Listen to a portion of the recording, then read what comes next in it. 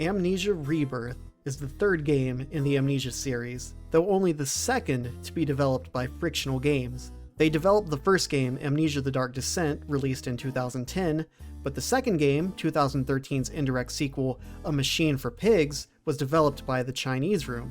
Machine for Pigs was not received quite as well as the first game.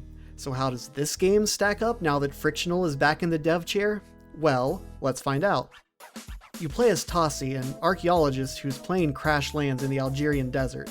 When she comes to, it seems that she had survived the crash, but her husband, as well as everyone else that had come along for the expedition, is gone.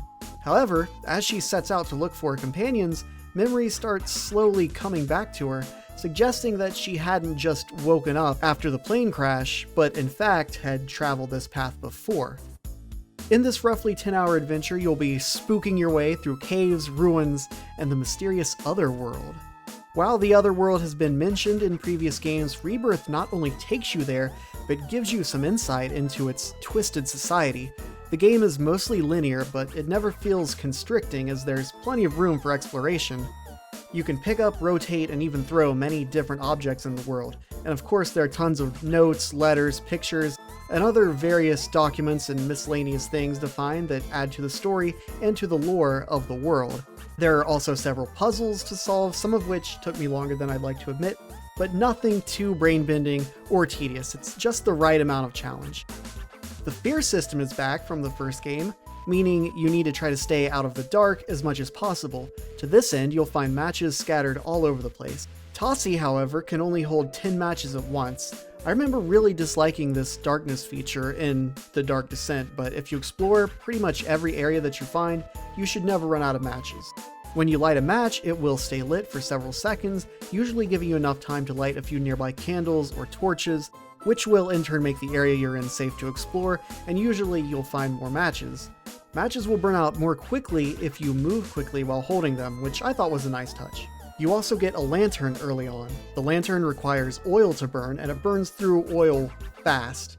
Oil is a bit more rare to find, and as such I found myself using the lantern a bit less, but there are times when it's more appropriate to use the lantern over matches.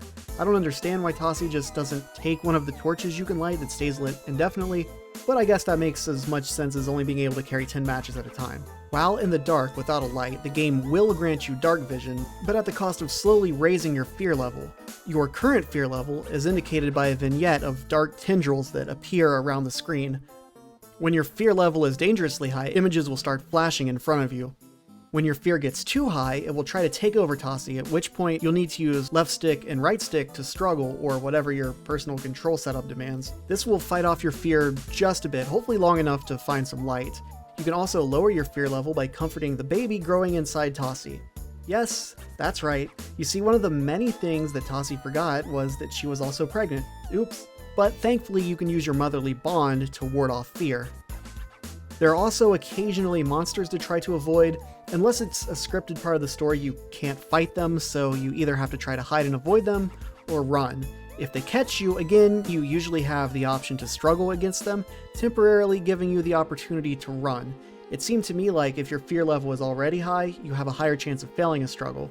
If you do fail a struggle, either from being overcome by fear or monsters, you'll end up kind of in a death state, which it just shows cutscenes of Tassi freaking out and running away. You don't actually die, you just end up back at a location near where you were overcome, usually with the monster now just gone. This death sequence, as I like to call it, takes forever, and I think I'd rather just have a screen that says you died and respawn from a checkpoint.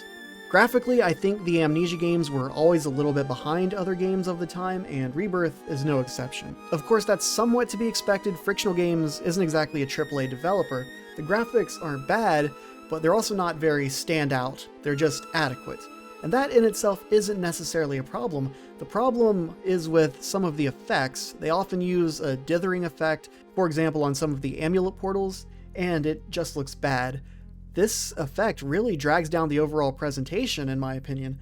I'm playing with the graphics at max settings, so maybe it could be an issue with how my graphics card renders the effect, but the mere fact that I'm willing to blame my graphics card before believing that this game was released with effects like that in the first place should tell you of how bad I really think it looks.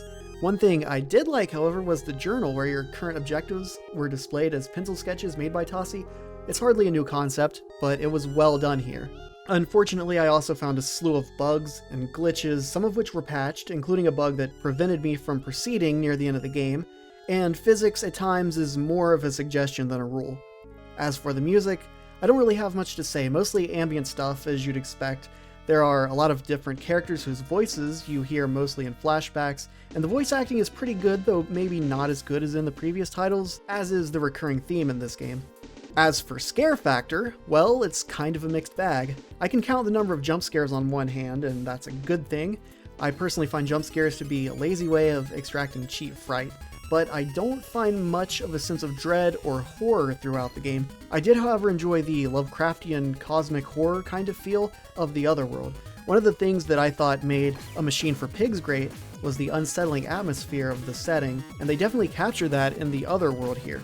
There was a ton of little moments that I really liked, for example wandering through a long forgotten corridor of an abandoned ruin, finding a small window and catching a glimpse of the mysterious ancient and barren lands outside. It's not exactly scary, but it creates an unsettling feeling as you think about this world in which atrocities occur on an unimaginable scale. Though you visit many different locations between the two worlds, the game never gets extremely surreal, such as games like Outlast or Layers of Fear or Blair Witch, for example, though it does have its moments. This is a good thing, as even though I do like some surrealism in my horror games, the lack of such elements helps establish a better sense of believability, and feels less like you're just being dicked around for the sake of, well, whatever the devs happen to be going for. As a fan of the series, I wanted to like this game. It's not a terrible game, and at no point did I think, this sucks or I hate this, but in my opinion, it just failed to live up to the standards set by the previous games. I can't quite put my finger on it, but something about the game just felt less memorable as a whole. It just slaps different. I'm one of those weird people who preferred A Machine for Pigs over Dark Descent, and I think I was kind of hoping this game would be more like the second game, yet it turned out to be more like the first. Just not as good. That's it for this Boss Raid quick review. Thanks for watching, and I'll see you next time on Boss Raid.